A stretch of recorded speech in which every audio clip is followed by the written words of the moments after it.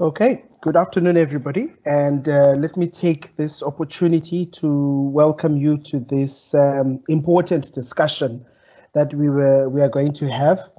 I initially had prepared all the background lighting for my in preparation for this presentation, so that I would put up my face and everybody could see. And then ESCOM happened, and so we are sitting in darkness, but I've managed to charge all my devices.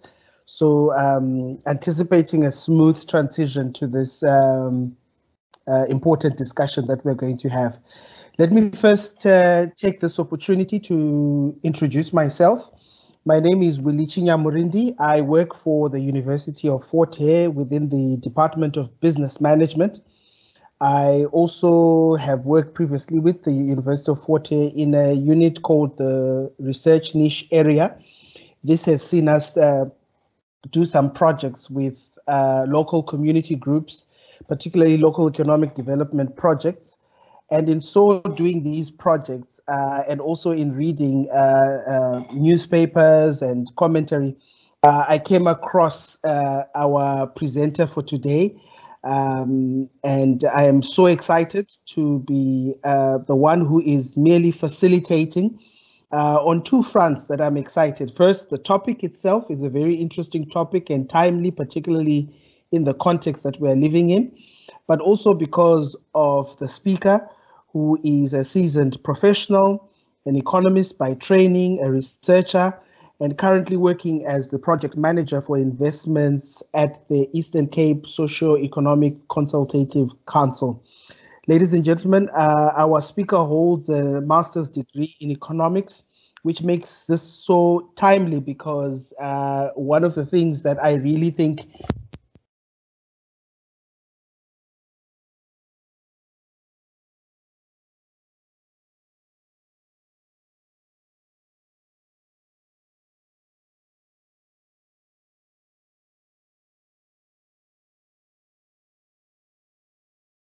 You are muted, Prof.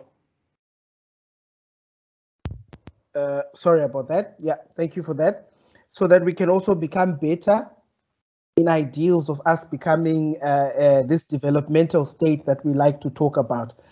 Without wasting any more time, I would like to introduce you to Ndzwana Makaula, who I am so excited to hear his engagement and approach to this topic before us. Just as some rules that we're going to be engaged in, I will ask our speaker to have some time to get the ball rolling, to introduce to us the topic. Thereafter, engage in some discussion with the speaker, and then we can also open it up to the colleagues that are in attendance to also gauge their views and consideration around this particular topic. I also acknowledge each and everybody who is here today in this important discussion. I see some of my colleagues from as far as the Gordon Institute of Business Science. We see some colleagues who I've last seen in a long time ago, but the power of social media in us marketing this talk has actually managed to get everybody connected. So welcome everyone, make your notes, and I give over to you, our speaker, and I will give you 10 minutes just to launch us into the topic.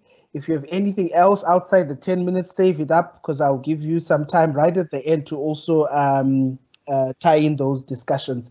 And I'm so happy that some of the people who are here are not just economists, but also budding economics students who are looking forward to your presentation. I yield over to you, sir. All right, thank you. Am I audible? Can you hear me, Prof? Yes, I can hear you loud and clear. Thank you. I'll make an assumption that everybody else can hear me. Good afternoon, everyone. And thank you, Prof, for the introduction. I prepared slides to spark the conversation more than anything. And the slides we're going to take up to like 15 minutes. Since you give me 10 minutes, I'll make it just above 10 minutes so that I can do justice to the presentation. And I've switched my video on, and I'll gladly and request to switch it off just to make sure that the transmission is not interrupted. And I'll be flagging in my slides. Talking about load shedding, I think we are planning to be load shedded on our side at 2 o'clock, but I hope we'll be done by then. But if not, I trust everyone that is on this platform on this topic. So like when you are listening to your favorite song and it comes to an abrupt stop, I would request you to continue humming the song because this topic is really for us all. As I am now flighting my slides. Can they show on your side? Yes, I can see them. Maybe, yes, perfect. Great. There's a little bit of background noise. I'll request that whoever that is, they must mute their mic. Right. Ladies and gentlemen, thank you really once more for this opportunity. I must say that what sparked this webinar, ECSECC has got the webinars that they often host, and I was dragged into this webinar because of an article I wrote last year. In fact, before it was an article, I wrote for an engagement at the Parliamentary Budget Office around about August 2021. Then I've since written an article to it, and thereafter there was a lot of talk. Basic income grant became a very big subject in the country. I think second to the state capture, sometimes even more than that. So I will borrow from what I've written. I will also make use of other information that I've come across with, and that is the recently published expert panel study, which was commissioned by the Social Development, as well as the work that was currently being done at NEDLEC, which took for quite some time. Then thereafter, I hope we will definitely have an engagement. So this is how the presentation is structured. I'll be speaking a bit faster so that we can save time. So section A of this presentation really summarizes what I wrote last year, as I have earlier referred to. The purpose of this slide is to give a background and introduction on basically what is basic income grant. I hope people won't be confused, because it has been confusing. On the media, you hear talk about SRD. SRD, which is also the terminology that is being used for this. SRD stands for Social Relief Distress, which, because of it, the basic income grant gets to be paid. But for the purposes of today's conversation, I would request that we regard those as we'll use those words interchangeably. It won't dilute any information you want to put across. So basically, in a nutshell, these are the founding principles of what is a social service or social security is all about as we know it today in South Africa. The Atlantic Charter of 1941, the African Claims of 1943, and the Freedom Charter, together with our South African Constitution of 1995-1996. I request that you read those for those who are not aware, but those are the founding principles on why, in the first place, we've got what is called social security or social grant, social welfare, all those. Right. Under the question that says, is basic income grant needed?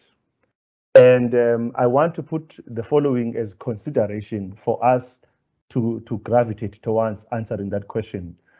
I want us to consider, one, the decline in the economy performance of South Africa. If we follow our history, ever since the 1970s, the economy of our country started to decline.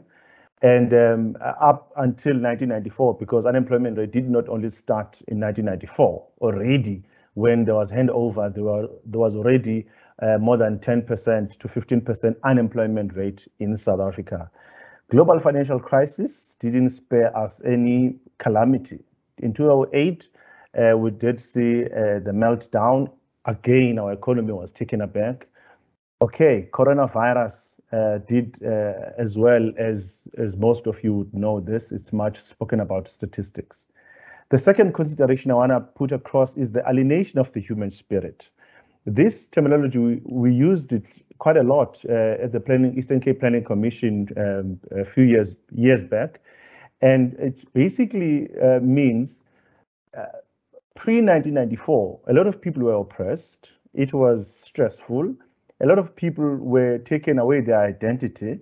And post-1994, people have lost their dignity. People have been stressed, have been living under an oppressive government.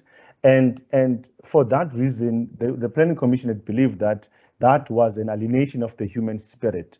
And for that reason, a conscientization would need a conscientization program in order to restore the human dignity. And this conscientization will rely on a growing and inclusive economy, because social cohesion alone is meaningless if people are poor, unemployed, and systematically excluded. The third consideration I want to make is jobless economy. I think this one is in line with also what I've said on number one, but we're just putting it numbers that we have had a jobless economy. In as much as we've seen a 2.8 on average on economic growth between 1994 and 2008, it has not been able to absorb the number of people needing employment. And this country, less than 8 million jobs were created between 1994 and 2019. That is 25 years. So an unemployment rate, as I've said, has never been less than 15% since 1994. If we hold constant the COVID-19 variable, unemployment rate was sitting at 29.1% in 2019, and it has never been less than 16%. The fourth consideration I want us to take note of is the scrapping out of planning ill discipline. By this, I referred to the fact that for the past 26 years of democracy, this country has had up to 5 macro or grand plans to grow the economy of this country, from RDP, GISA, NGP, NDP, and we've got now the economic reconstruction and recovery plans. I mean, without having examined the wins or the losses of a previous plan, we're jumping to the next one. That's fundamentally wrong when it comes to the disciplines of planning. We're going to rehash on that point a little bit later. Now, in answer to the question, I want us to take the following considerations again. The basic income grant is needed, and it is 18 years late. Why? Because the first report titled Transforming the Present and Protecting the Future was presented to the Committee of Inquiry into a Comprehensive System of Social Security for South Africa in 2002. A Department of Social Development was responsible for that. And I'm also highlighting that the grant recipients in this country have increased from 3 million in 1995 to 18 million in 2020-2021. And I want us to consider that the basic income grant must be increased from this 350 proposed to 1,268.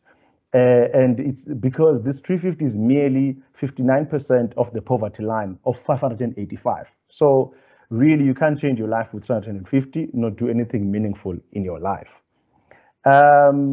Then the third consideration I want to submit that the BIG, which is basic income grant, can help prevent violent crimes and unrest, which we have seen in the first week of July of last year. The violent crimes and looting in South Africa were not a sign of temporarily angry people, but a demonstration of deep-seated feelings of inadequacy amongst millions of South African people. These inadequacies are driven by low and intolerable levels of socioeconomic conditions in the country, poor transformation, and use of policies that continue to marginalize our people. This slide is covering only the last set of recommendations, because I know some of you are asking yourself, so Ndzwana, how are we going to afford this? We've got debt to GDP, that is a lot. Our country basically does not have money. In these 3-4 points, I am trying to respond to that question. Number one, financing of social security system. I'm saying it can be within the same realm of resourcing, such as road accident fund, compensation for occupation injuries and diseases, and National Skills Fund, which are financed through a proportion of a fuel levies and paid by employers and skills development levy respectively. We all pay that if you are a motorist and if you're an employer. The second one is a strong oversight by Parliamentary Budget Office. They've got that responsibility to guide the conversation within the Parliament and its work, the planning and budgeting process by National Treasury. That office is charged with that responsibility. The third one is fiscal consolidation. A sound fiscal security will need to be adequately resourced, and for that reason, reduction of budget deficit and containment of debt to GDP is very much important. And I also submit that for this reason, the Parliament needs, and the South African large and the government support evaluation of expansionary fiscal contraction in the context of South Africa in order to implement it without exacerbating the already problematic austerity measures. The SA government needs to evaluate the expansionary fiscal contraction so as to test the nature of causality relationship between growth and consolidation, and such outcomes must inform the approach followed by the National Treasury. The last point, which needs no explanation, is reducing irregular expenditure. If the Auditor General reports are anything to go by, you would know that we can't use a leaking bucket to fill a bottomless tank. The money that goes to fruitless expenditure, to irregular expenditure, let's work around it and save. We might realize we've got a little bit more money than actually often claim. Then the few slides, colleagues, under section B is just the panel report on social relief distress by the Department of Social Development, because it has been on the news recently. I said, let me pull it through and let me summarize it for people who haven't seen that report. The long and short of it is that that department, together with SASSA, they've appointed a service provider to conduct a rapid assessment of implementation of COVID-19 social relief distress. Basically, they relied on secondary data information and the information that was collected by SASSA during the application. Then they've analyzed the nature of that data, the number of applicants, and their gender, and where they are located. And then they made recommendations based on what people felt was the contribution of the BIG in their own lives. These two graphs that you see here, it's just signifying the nature of people that have applied. The top one, this one right here, all I want to highlight is that this group between 20 years to 34 years made 61% of all the applications. And under this one, what I would like you to note is that the low application submitted by women were at their peak of reproductive ages.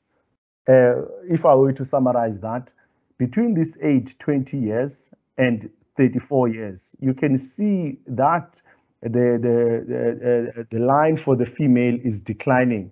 The simple reason for that is because at this age, females are at their peak of their reproductive age, meaning they've got babies, they're most probably getting a child support grant.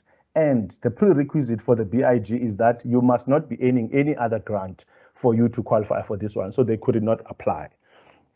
These tables here, they were just showing the state of people's in their household of the recipient before the lockdown and after the lockdown. As you can see the difference, unemployed was at 57%, and a lot of people have lost their job if you compare to this one. Employed as a casual worker, here lost their jobs is at 32%. There are no casual workers at all. So majority of these people were in the informal employment, and they account for majority of that 2 million people that lost their jobs. I'm going to leave it at that, and we can come back to it during the question session.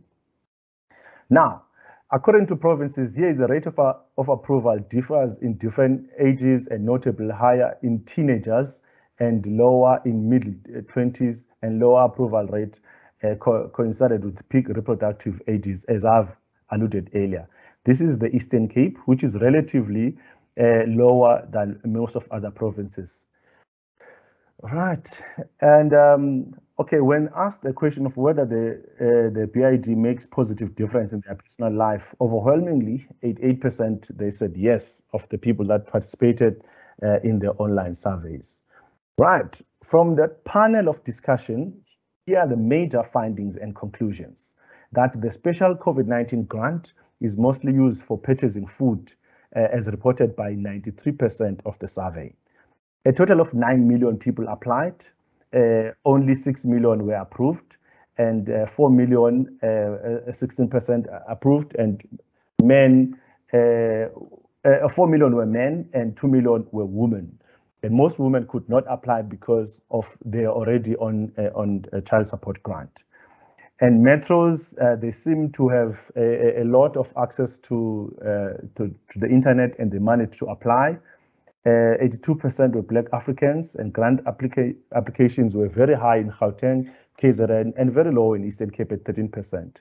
But Eastern Cape is the poorest province compared to these two, I wonder. Right, the grant makes an important dent on poverty in order to reduce the high levels of poverty in female-headed households.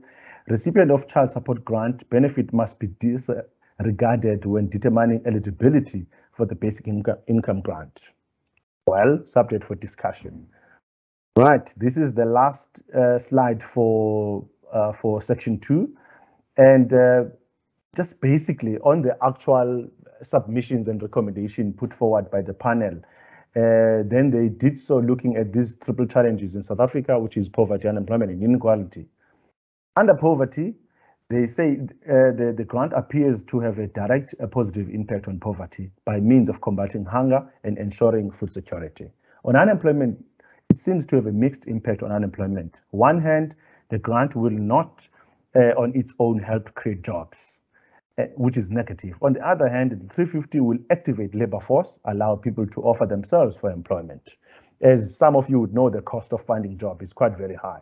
Then the last one, the grant seems to have no impact on reducing inequality.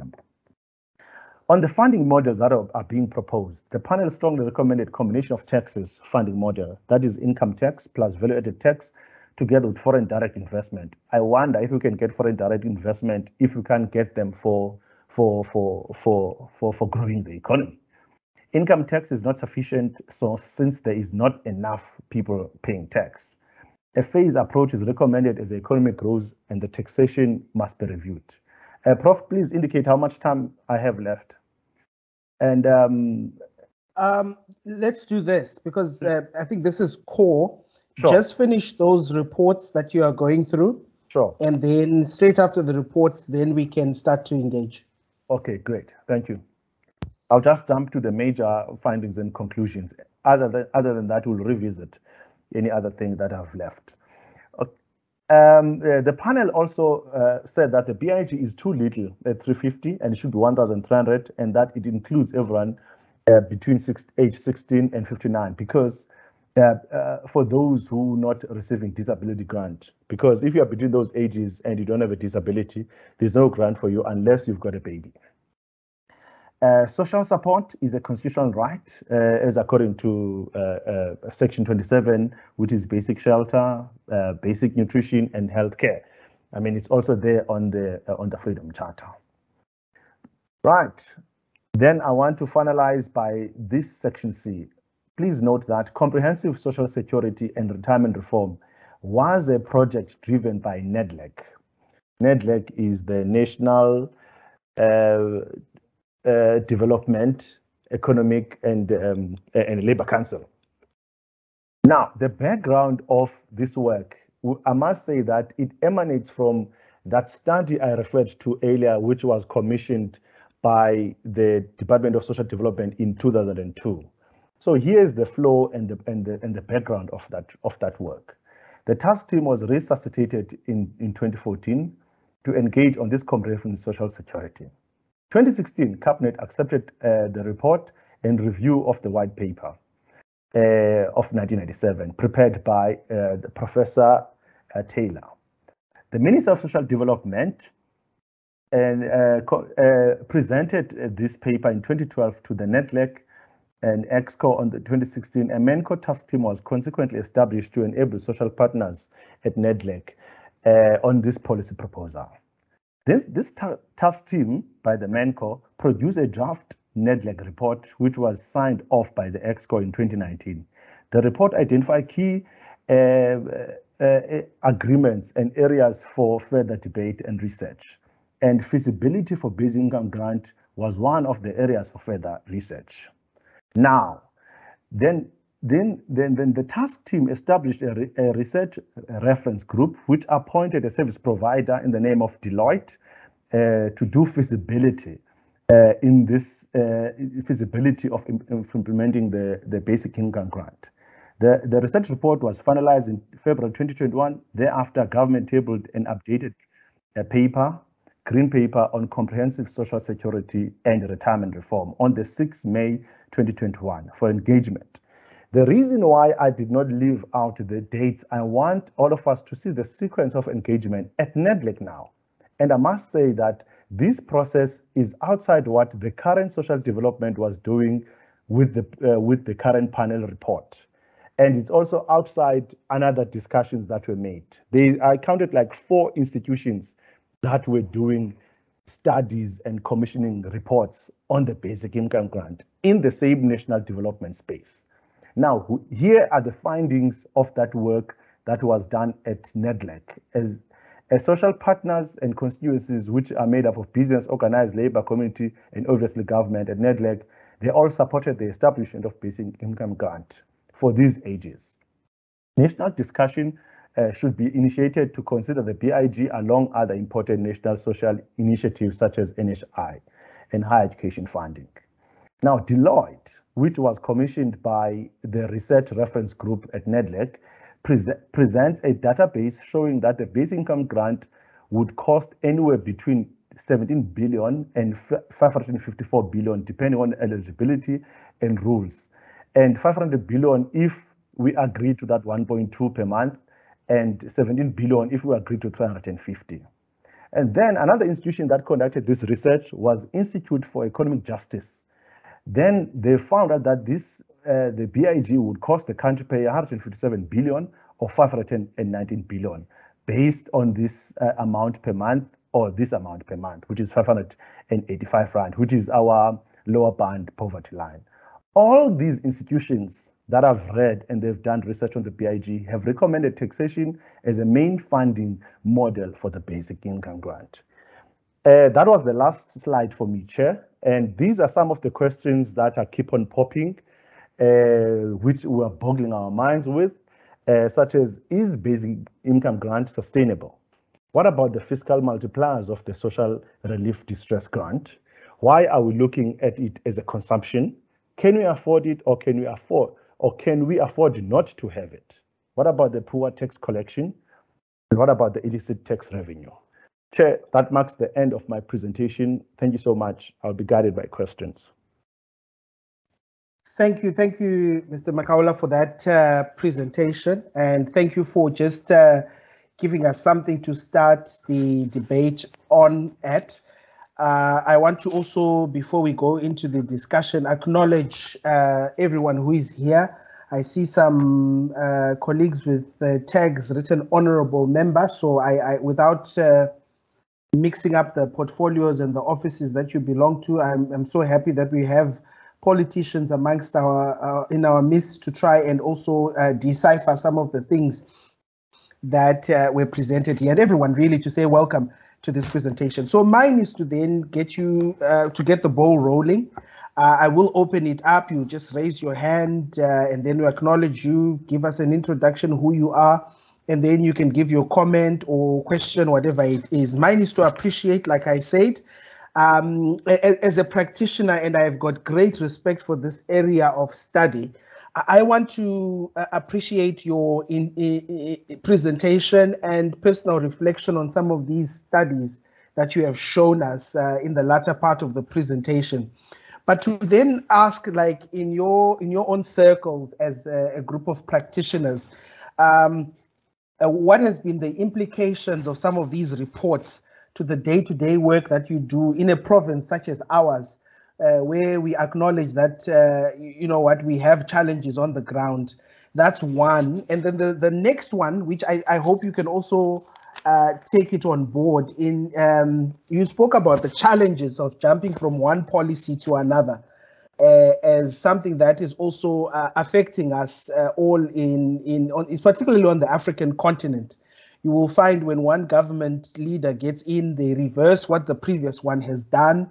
And, you know, the whole cycle of shuffling and jumping from, you called it beautifully, jumping from one policy to the other, without appearing anti whatever political affiliation you may have. Could you give us a critique of what have been some of the successful policies that could have been abandoned that maybe we should have maintained a path on to try and help our people, particularly our people, because behind all of this, this 350 or this amount are men and women who are looking forward to this amount of money every month to sustain their well-being. So those are the two ones from me. And thereafter, after your brief response, I'll then ask the members to also tell us what they think. Thank you.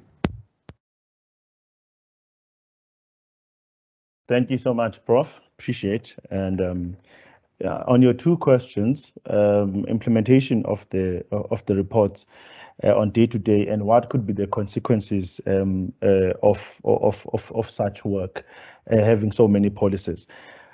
Well, firstly, that is a clear demonstration of lack of integration. You see, South Africa is said, and it is on paper, a unitary state, but when on practice, I've come to witness that it's not 100% unitary. You do find one at a national level, one thing is being done, but when you go at a provincial level, you find something else being done. To even believe that provinces sometimes do not feed off from what is the national agenda of growth and development. So that is a problem that is come out, the lack of integration in planning as well as executing some plan. There are government departments, or in every government department, there is a unit that is designated for integrated government integration, where it ought to see this through. But I can claim right now that we are not necessarily winning that race, and it's something that needs to be tightened up, because we would find that one province or one department is still informed by a previous development plan. On the other side, you find a department having another different plan. And again, I called it planning ill discipline. If I may make last example on it, is that why is it that we would have a 30-year-long plan, let's say, assuming that 2030 is still far, not around the corner, a 2030 growth and development plan, but other subsidiary plans like a master infrastructure plan would be a 2035 plan. Then you look into the special development plan would be 2045, and others are 2050. Why are we not sticking into a one-time horizon, so that when you've got a master plan, other plan are subsidiary, and then they link into just one a long-term plan? And I can also argue that Vision 2030 was too short. We still need another 2050 plan, because a lot has changed, population has increased, we would need more resources to get going. Then my response to the second question, which is what are other policies? My critique on these policies and other policies that we've let go. Firstly, there are a lot of programs that were implemented just to see people through. I will make an example of the EPWP, which is Expanded Public Works Program. It got off to a very good start. Many colleagues who are in the public service will know about that program. And a lot of money was pumped into it. The goal for it was to give people jobs and get something to do by making sure that we've got clean roads, minor plumbing work, painting, and so on and so forth, depending on the space. But I do also believe that that program is not meeting its target.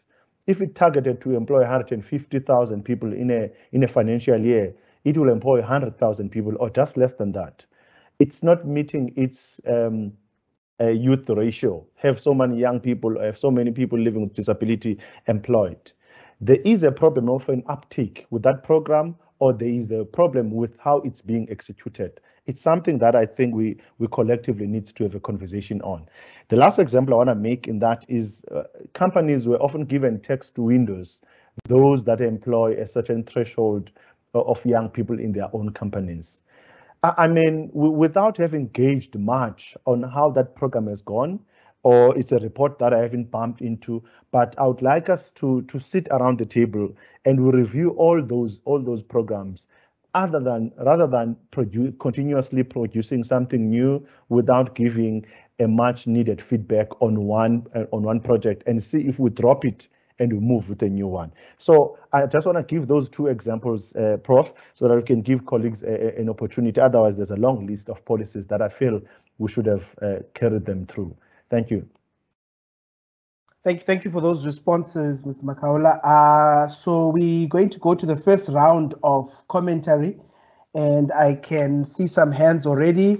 I'll go first with Barry. I apologize if I don't call you by your correct designate or your preference of how you want to be introduced. We will work at that next time to find out who exactly is here. I see two hands so far. The first is Barry Mokel, and then also the second is that of our colleague at the Nelson Mandela University in the economics department, Professor Saiden Mishi. So Barry, good afternoon, and the floor is yours. Thank you, Prof. And thank you very much to Mr. Makaula. That's a really informative presentation, and I actually like the candidness, the critical reflection and candidness that he presented. The thoroughness also, I think, given the time constraint that he had. I wanted to ask you, and you touched on it, it's actually part of the last input you gave, Ndzwana, around the policy coherence and in lack of policy coherence around potentially, I think the lack of policy coherence, I'm not sure, maybe you know it better. Do you think that policy coherence is challenged by two factors? I think the first one, maybe just to get your reflections on the conceptualization or framing of the challenge and the solutions to unemployment as part of a bigger challenge around the debate around the basic income grant. How do we deal with poverty, systemic unemployment, the biases, the phrase that the research has shown, I think research by Leslie Powell and the chair for youth unemployment at NMU has shown that there's just not enough jobs, but also racial and class inequalities are still driving the underlying biases to who gets employed and who can't find employment amongst youth in particular. And then the second area that I'd like to get your thoughts on is, do you think there's sufficient ideological or paradigmatic alignment in government thinking on the basic income grant? And I like the way that you kind of like unpack the institutional thinking, the disjuncture between the planning and that. But I think there's also, the state is not always a unitary entity and agency, like you said, the unitary state in terms of provinces at scale and so forth and national, but also within departments, there's a contestation.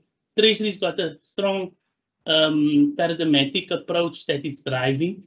Part of it is fiscal consolidation, but there are other centers, the way that, and I just wanted to say the last point, I really like the way you position this thing around the scale, the state as a multi-scale, but it's not a unitary block, but the positioning of Treasury in this debate, and then you have Department of Labor, you've got the kind of NEDLAC, which is also not really in the state, but it's got the state juncture between the state and other players who have different diverse positions on this. So I would like to hear your reflections on that. And thank you again. I really like the way you succinctly, given your time limitations, gave us this presentation. Thanks. Thanks, Barry, for that. Two great questions that you've asked there. Barry acknowledges also the great work that some of our colleagues at Nelson Mandela University are doing. I can confirm to you, Mr. Makaula, the HOD for the economics department of Nelson Mandela University is next, and he wants to give a comment or ask a question. Professor Mishi, welcome. Let's hear from you.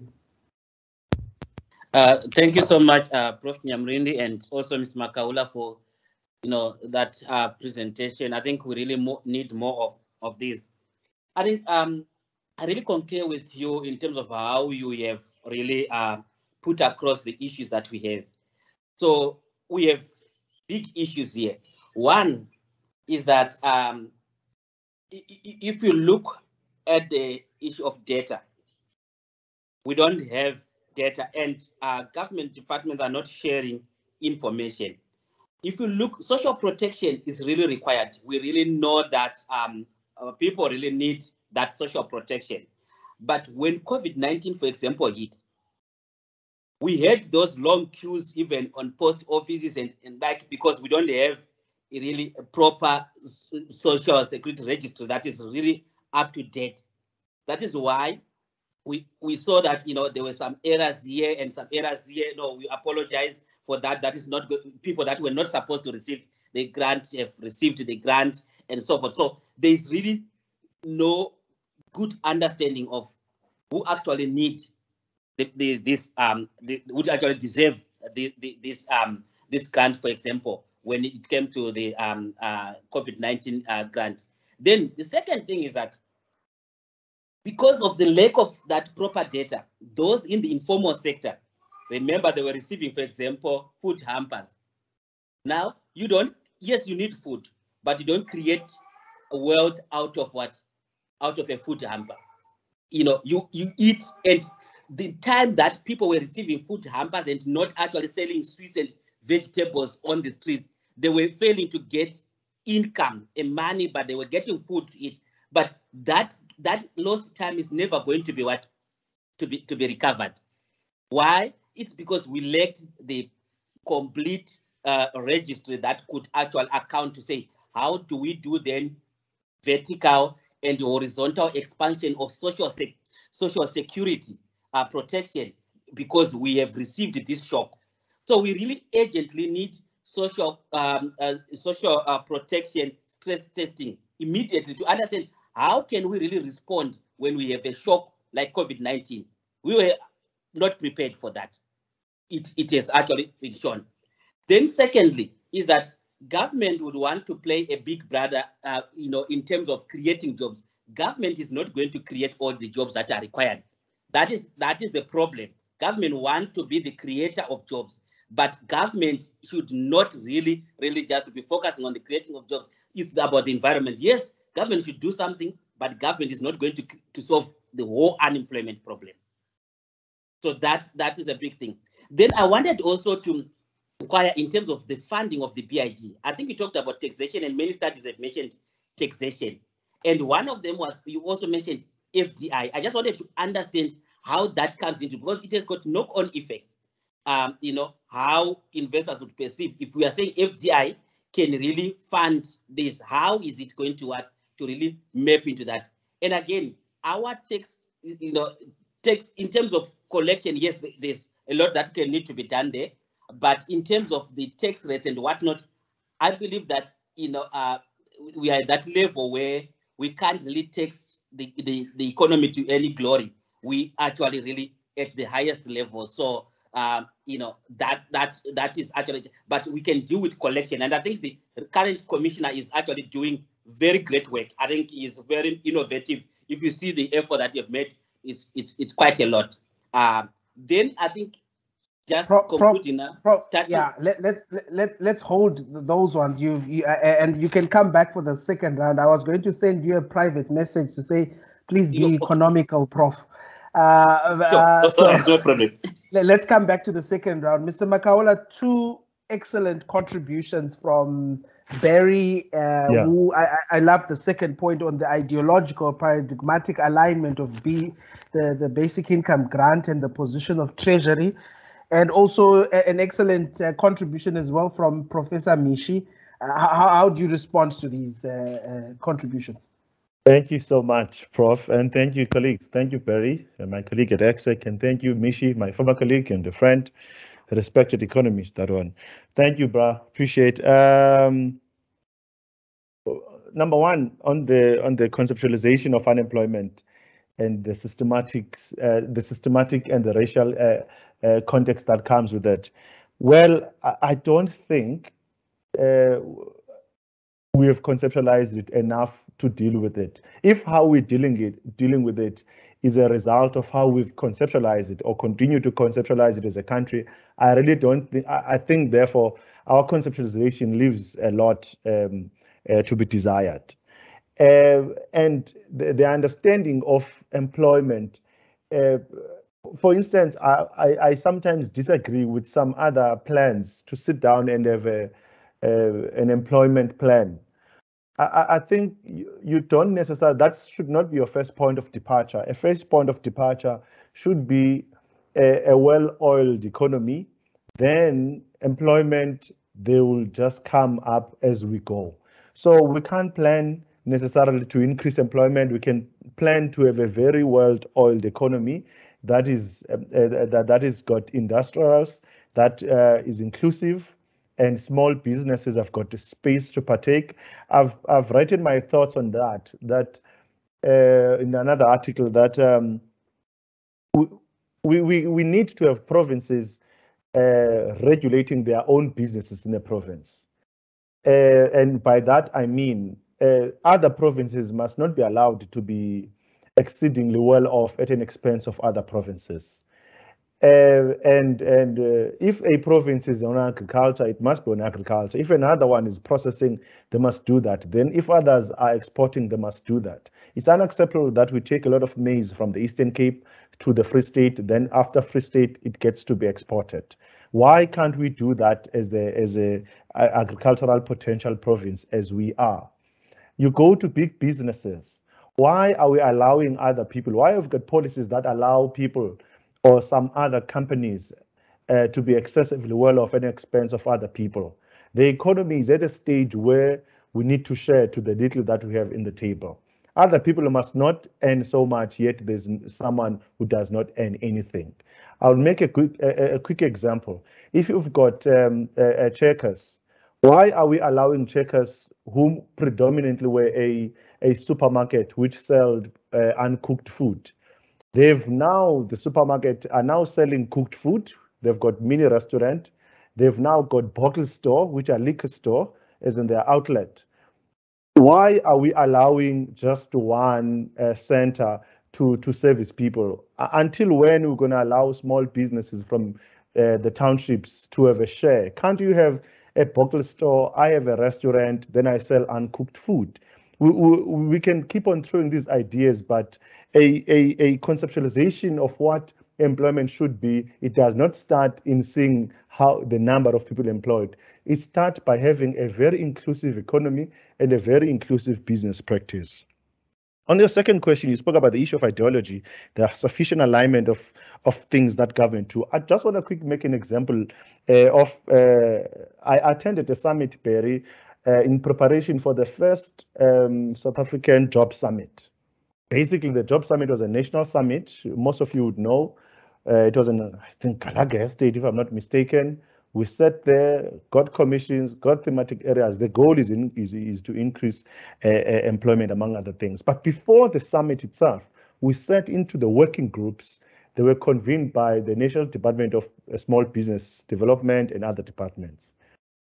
The reason I'm mentioning that is that when they were mentioning thematic areas to which they think, or we think we're going to grow employment in this country, they were listed manufacturing, they were listing tourism, then they've listed other sectors. I was so shocked to find out that we did not have an agriculture as a sector in which we can drive employment. There I was representing an Eastern Cape. I asked the chairperson that, whose jobs are we thinking of? To what potential and strength of our country are we thinking of in deciding what areas can we create employment? I am shocked that we don't put agriculture, which other provinces have got a huge advantage of. Needless to say, it was considered as one area. But I'm making that example to highlight the point that the issue of misalignment or disequilibriums in how we engage in these areas is just shocking. You can't think as if you don't have a province that is good, that is coastal, that is big on agriculture, that is big on tourism, and then a plan is crafted as such. I'm moving quickly on to Prof. Mishi. Mishi made a lot of very valuable suggestion and comments and adds on into today's discussion. But I just want to quickly respond to his second and the last question that he made. On the issue of data, I agree with you 100%. The delay in why the implementation of the decoders, if you know the conversation of moving from analog into digital, which is led by the Department of Communication and Telemedia. It was agreed that indigent register or indigent households must be given free decoders. But I tell you now, there isn't any credible indigent register in most parts of the country, and that has caused a delay in driving that point forward. That is just one area where the issues of data is very big.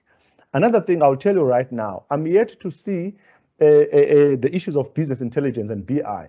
How I wish all of us would know, I know this information resides somewhere, that can't we have a BI report on the public servants?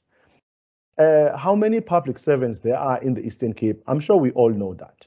And of that number, or in the country, and then of that number, how many are going to be retiring in the next 2 years or this year? We must know that. And that is going to tell us about the open vacancies we're going to have at the end of this financial year and at the end of the next financial year. If that information we can use it daily in our own planning cycles, and when we decide on how many vacancies we would have, it will be of great assistance and of great use. So I cannot overemphasize the importance of having credible data. Prof. Mishi, on the issue of the FDIs, like I said, my commentary earlier on, that I wonder we are going to receive much foreign direct investment to inject into the basic income grant, whereas we did not get so much when we wanted to grow the economy. Well, I'm yet to see that. Any economist in this meeting perhaps can advise and guide us on that one, but I'm really not going to hold my breath much for that, because I mean, we've been there, we've seen the report, and we've seen the plans. But where I'm agreeing it with mostly, which also covered on the knock-on effects we were talking about, one of the questions I've asked at the end, my last slide, was, why are we looking at the basic income grant only as a consumption? Yes, it is a consumption by government. However, why are we not concerning ourselves about the fiscal multipliers of it? Because when someone gets given money, as you have seen, the research by the panel of experts, over 90% of the money is being spent on food. Now we need to ask ourselves a question: whose food is being purchased by this government money? It costs plus minus 3 billion, by the way, that is being paid to the people that have applied for the basic income grant. It costs 3 billion. So why are we not asking ourselves whose food is being bought, and whose transport is being used, and whose education is being paid for? Where is the ultimate destination of this money? If we're concerned about such, we will take care of the economic multipliers of this money so that we can reinvest the money, so that we cannot have money that is spent in the Eastern Cape, for an example, does not change more than 5 hands, it leaves the province. For my last example, Prof, is that Minister Zulu issued a report last year that of the grant recipients in the province, 70% of them are young people, and 3 billion is being paid in the Eastern Cape every month towards grant recipients. So where does that money go? But I'll tell you right now, that money does not change hands more than 5 times, then it leaves the province. Because to whatever we consume, it does not reside within the province, as I've alluded earlier. I think we can discuss that one further. I'll leave it at that. Thanks, Prof. Thanks for that. Thanks for that. And I was just smiling when you mentioned food, because somebody even said what type of food is being bought, because the nutritionists and the behavioral side will actually say that perhaps the basic income grant automatically sets some of our people to suffer from the diseases that we are seeing now, because the food is not nutritious, and you know the classification of the type of food. And I saw, is it Zodwa, Veleman clapping their hands when you were providing the distinction between if one opens up a business that does something not competing with the other but complementary. So I was happy to see that. Colleagues, I'm going to open it for a second round of commentary or questions to this very insightful discussion that we are having so far. Anybody who would like to be acknowledged, and then we can maybe take 2 or 3, and then Mr. Makaula will then have his closing remarks.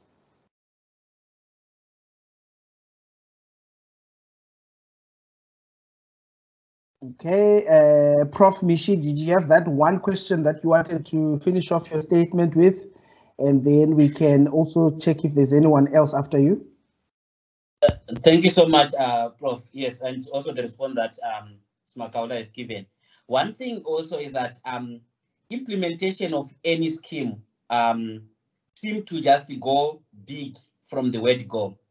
There isn't, that clear process of, pilots assess to see the effectiveness of that particular project or idea, then now scale up.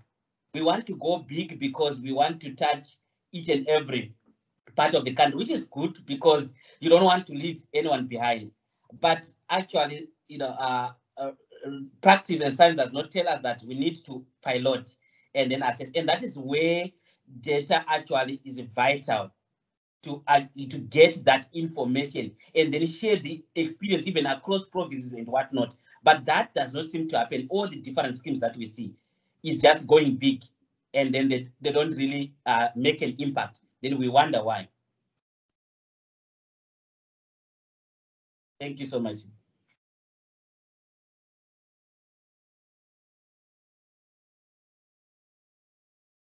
Thank you, Prof. Mishi. Prof, are you still there? I'm seeing a hand. Can we? Yeah, sorry about that. Zanele, is it Zanele? Yes, it is. Still. Okay. Zanele, please go ahead. I'm looking forward to your comment or question. Thank you, Chairperson. My name is Zanele Silo. I'm the COO of ECSECC. And I really want to firstly say I appreciate the presentation by Mr. Makaula. It really, I think, for us is a thought-provoking engagement. I mean, we are at the final stages of even our own planning, but I think as we even finalize our own, research priorities, these engagements really influence our thought process as we go forward. So it's quite welcomed, and I really want to appreciate it.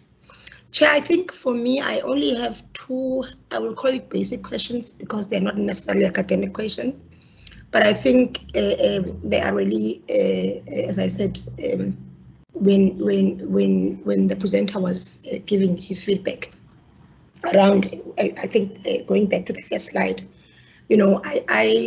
it got me thinking. I mean, you had a bold statement there saying that the BIG is 18 years overdue and should be implemented immediately. So one got to thinking to say, when you look into the trajectory of developing states, which South Africa is one of them, and I think our recent history tells us we now have to contend with that, the speedy advancement at that of technology, an advancement in social ethics that really is underscored by universalism. So it calls for like this constant reflection of where we are in the drive towards a reflection on what is a developmental state, by the way. And so when you highlighted that statement and that theme, I said to myself, now how do we align that bold statement to the evolution and the development of what you would call a developmental state, or I even dare say the movement towards a welfare state? What are the implications for those two elements? And again, I think, as I said, I'm just asking high-level questions that got my mind thinking. And then I think the second question, Chairperson, just for me would be, what is the main trust? Okay, what is the main outcome? What do we want to achieve or see being achieved by the implementation of this social cushion, for lack of better words? Organic economic cushion, I think, as was earlier indicated. Are we wanting to then say, in the long term, we want to see a shift or a reduction of structural poverty, which is a long-term poverty, as a result of, obviously, people's and personal social circumstances? Or are we wanting to target in the interim or in the midterm the struggle against conjunctural poverty that talks to, how ordinarily self-sustaining humans are thrown into the throes of poverty due to crisis circumstances or unforeseen circumstances? So what do we want to see at the tail end as a impact of the BIG in the context of our own history, one, but our current state within South Africa? Thank you, Chairperson. Those were just my 2 points. Thank you. Thank you, Ms. Silo. I really appreciate the comments that you've given, and also your presence here. It's wonderful to see senior executives attending to be part of these platforms of engagement. Mr. Makaula, I am cognizant that we are left with 10 minutes. So you now need to land this plane now, and please land it nicely. We started off nicely. Over to you. Thank you very much, Prof. I wonder how am I going to land it if you are the pilot of this aircraft, but nevertheless, I'll try my best. Thank you so much, Ms. Silo, COO, for that comment and the questions. And I do think that we need more conversations and more engagements on this topic and other topics as well. So I'm really open to that. And I mean, the panel and the group of our colleagues who are in research space, there's a lot of them in this call. So to also assist ECSECC and many other institutions going forward. So we can obviously get around the table and see how do we see those processes going forward. But on the two very important and very difficult questions you've asked, the first one on the issues of developmental state and in the context of BIG and South Africa. Firstly, I must say that the fact that we are a developmental state, developmental stateness of any state, of any economy, it's not a permanent label that is given to a country. An economy does get to a point where it's no longer going to be classified 100% as a developmental state. So there are a lot of variables that we can look at to determine all that. But we are, as a country, as a developmental state, so is our policies and our approach to policies and our affiliation to other global development institutions. Having said that, in the name of being a developmental state, it does not mean we must not get things done. And being a developmental state doesn't mean other things, they're still in the pipeline, they're still in development, and then they don't even get to be realized and be forgotten about. So that's my critique to some of the things that I think we don't get done.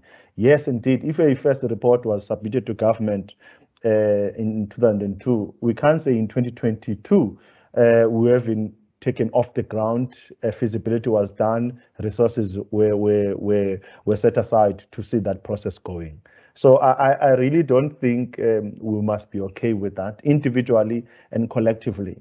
And I want, and I invite you for a minute to forget about who your employer is or others are self-employed. Just what you think, because it is calling on our conscience that influence how we then influence policy. It is unacceptable. Even if our organizations as departments are doing it and our government is doing it, we must keep on reminding ourselves that it is unacceptable. Then on the second point, which is on a very, very important question, which I did not even find, I must be honest, any answer that alludes or attempts to answer your question directly, which says, so what? What is the main purpose and what is the end goal of paying the basic income grant? I don't think I was convinced by what I read on the reports about painting the exit strategy, if you like, of this basic income grant. It's still here and there, but perhaps let's take a step back. Social welfare, I mean, historians might correct me, I invite them to correct me on this one. On their conceptualization, as I've also alluded earlier about the Atlantic Charter, in some parts of the world, they were as a result of the disasters, the World War, where people were now left at a state of not being able to be sufficient. Then governments will come together, give a social welfare or social security to people that have gone through those processes. And a growing economy and social grant, they don't coexist. If you've got so many grants, it means the economy is not growing. They don't coexist. They cannot live under one roof. They've been kept sustainable for all these decades because the economies have not managed to live and be successful. Because any social support, especially a grant like this one, needs to push and drive itself into non-existence if we know what we are doing. But if we talk of 3 million grant recipients in 1995-96, and we talk 80 million grant recipients in 2021, that is grossly unacceptable. We shouldn't be okay with that. So if you ask me that, what would be the exit plan? It is a fast-growing economy where all small businesses are given a chance to create their own employment. We mustn't allow we must not only specialize on the tertiary economy as our province is. Our primary and secondary economy, they don't even constitute 10% of the categorization of our provincial economy. Other people are doing things for us. We just eat, we dress, we drive cars. We don't produce these things ourselves. And it's not in our psyche to believe that we can actually make these things ourselves. We talk on cell phones, we drink water, we don't know who fetched this water. We've got new TVs, we've got cars. Who does these things? So that's what we should be concerned more about. And we do these things, there will be more people employed when you drive this conversation going forward. So that is my submission and my response. I do feel like that in my closing, Prof, because we've got a few minutes left, we must stick to time. The conversation is ongoing. Any researcher in this platform, I've seen quite a lot. I mean, you are more than welcome that we can come up together, close some other gap in this topic. If you want us to collaborate on any study, there are a lot of experienced researchers that we can come together and keep the conversation going. And I know the organizers of this platform, they're working very hard. So thank you for all the effort you've made and the support that is shown by the ECSECC colleagues and the colleagues from outside. I say a lot of my family members, because I promised to buy them data if they do join and stay the whole session. So let's talk after this. So from me, I thank you so much. Unless there's something else you want me to add, Prof, thanks to yourself as well. A lot of people were saying, we know Prof Willie, we know when I was posting my thing, he's such a good guy. I think those people were right. Thank you, Prof. Thank you for that, Mr. Makaula. I've got a query here. There are colleagues who are asking about the presentation. Yes, the presentation will be forwarded. Even for the past webinars, all presentations are on the information center of the ECSECC website. So you're not going to miss out. Everything is there. Mine is then to also thank you for the dedication and time that you've shown. I've been reading your work, and I'm really, really appreciative that you are igniting discussion around these important concepts. I would also strongly encourage everyone that we form networks and partnerships around us to find ways in which we can improve the situation and ultimately for our people, ultimately in the challenges that we are facing. Colleagues, I want to thank you very much for attending this lunchtime webinar. You will appreciate, I hope, another one can be organized as we tackle these topical issues that are affecting us all. Please stay safe, and thank you for attending. And we are ending right at the appointed time that we said we're going to end, which is at 13:45. So Sorry, I'll take that. Yeah, okay, go ahead. I'm sorry about that. I'm seeing a quick question on the chat from Duma, and he says, how do you take this engagement to the level of the district and local municipality? Fortunately, ECSECC, I would answer in that context, does a lot of work in the Eastern Cape at any government level. I mean, through strat plan, advisory, research and analysis. So, I mean, either or, it could be a municipality invite or ECSECC's initiative to do so. And together with Office of the Premier, which sees through the development of IDPs, integrated development plans. So this work can be taken at any given time to any district municipality. But I've got senior colleagues from ECSECC here who can add into Duma's question about us taking this work to municipalities. So that is that. And just on that, just to put you on the spotlight, Prof, because we need to be concrete. You spoke about us forming a network out of this. I'm accepting that challenge, and I'm throwing it to the organizers of this platform, that because of this engagement and today's engagement, one of the takeaways was that we must form a network, a committee or a team, whatever you call it. Don't put too much structures into it. Don't put a lot of portfolios. Just the structure where we see through research of particular topics like this, and they would see how they locate us in conversation going forward, and how we can collaborate in all our different institutions. Like I said, some people here are not necessarily working for government. They work for other institutions. A lot can come out of this. This is not a talk shop. So please, colleagues, kindly send all your views on the email that was in the poster where you were doing your RSVP. Just say, in light of today's conversation, I think ABCD, or I would like to participate in this network that is going to come out of this. So thank you, Prof. Thanks once more, colleagues. Appreciate it. Perfect. Thank you very much, colleagues, for attending. Please enjoy the rest of the day, and thank you for your dedication and time. And I think Barry, final word, great input. Let's collaborate, and I totally agree with you. Thank you very much. Enjoy the rest of the afternoon. Thank you. Appreciate. Enjoy, colleagues. Bye. Thank you. Bye. Thank you. Bye.